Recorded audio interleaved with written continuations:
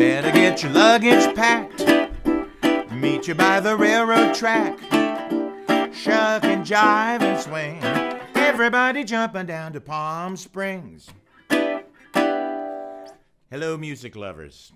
My name's Casey MacGill, and I am going to demonstrate today a swing strum that has been an essential component in my ukulele playing for many years now. And it's what you just heard me playing, and it goes like this. You might notice that my hand is kind of touching the strings, and that's very important because when I play the swing strum, I like to damp the strings. And right now, before we get started, I want to cover the basic points for you, and then I'll just kind of go through them one at a time. And the first point is that I like to snap with my wrist when I do a strum. See that? And the second point is downstrokes. I'm doing all downstrokes on this. I might do a little embellishment of an upstroke, but basically we're talking about 4 downstrokes for each measure. And damping the sound is another important point. As soon as the strum is finished, I let my hand collapse on the strings and damp the sound. And to wrap that all up, you need to understand that when I do the strum, I don't think of it as all these separate components. I think of it as all one thing. So that's it, like that. So first of all, we'll look at the actual strum itself, and to create that, I snap from my wrist. So my wrist is nice and loose, and if you've ever skipped a rock on the water, that's a great example, that feeling of taking that smooth stone and snapping your wrist so the rock will skip. And that's what I'm doing. We're trying to get as much tone out of our instrument as we can. And so if we do a snap like this, that can maximize the sound. We want to get the sound out of the box, essentially. So that's snapping the wrist. And then you'll notice I play downstrokes. And so I don't go down and up. I go all downstrokes. And a good thing to do is to listen to some old rhythm guitar players from the 1920s and 30s, because those are the people that I've copied to get this particular strum. Some of the people would be Freddie Green from the Count Basie Orchestra, Alan Roos, who played with Benny Goodman. He's an excellent example. And there's a guy named Steve Jordan, who was from a later generation, but was a student of Alan Roos. And they all have one thing in common, and that's that they like to do these nice, crisp, full, but compact strums.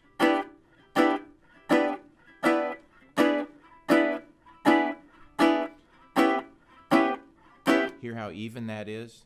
And I'm playing for dancers a lot of the time, and I'm trying to create a rhythm that people are going to want to dance to. So that's very important, to give them a beat. What I'm basically doing is making a beat with my strumming. And the other important thing about it, I mentioned just a minute ago, is damping the sound. So when I finish my strum, my hand just collapses on the strings, just like that. And another thing, it's valuable to be aware of your fingertips, because sometimes I'm strumming like this with my thumb. If it's a ballad, you know, a real pretty song, then I can actually pull my thumb across the strings and hold on here. I'm not clutching it or clenching my hand. It's just a kind of point of reference, like that. And it doesn't matter that much where on the palm of your hand touches the strings, as long as you get a nice damping effect. And if you would like to look at an example other than the hand for damping, find a grand piano and push down the damper pedal. That's the one on the far right. And all the dampers above the strings will come up. And then let it back down. And that's kind of what I'm doing here. It's like, this is like my damper mechanism. And it lifts up, just like on a piano, when I play the string and make the sound, and then it comes back down again to stop the sound. And that way, I'm creating a beat to move your feet. Like that. And you can do it slow. I've been demonstrating a little bit slower, but you can also do it more quickly, and it's a little bit more of a challenge because everything is compressed. You don't have as much time.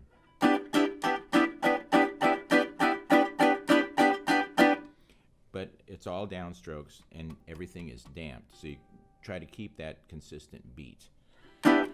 And once again, just try to remember it's all one thing. You know, it's all one activity. You start here, you go down like that, and then you damp. And that is how I do my swing strum.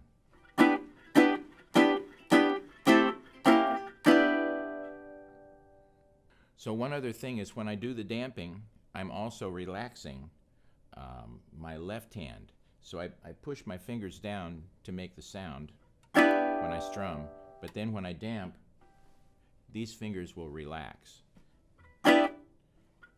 And if you build in your relaxation, then you can avoid any physical problems like carpal tunnel or that kind of thing, you know, which unfortunately, you know, some string players have to deal with. But if you can learn to relax after you make your strum and relax this as well as doing the damping, it's a coordination. You can start out nice and slow.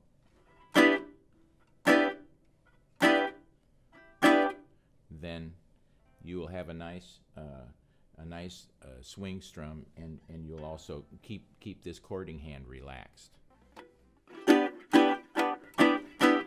Better get your luggage packed, meet you by the railroad track, shuck and jive and swing, everybody jumping down to Palm Springs, riding like a buckaroo, tennis court and swimming pool, listen to the cowboys sing, everybody jumping down to Palm Springs.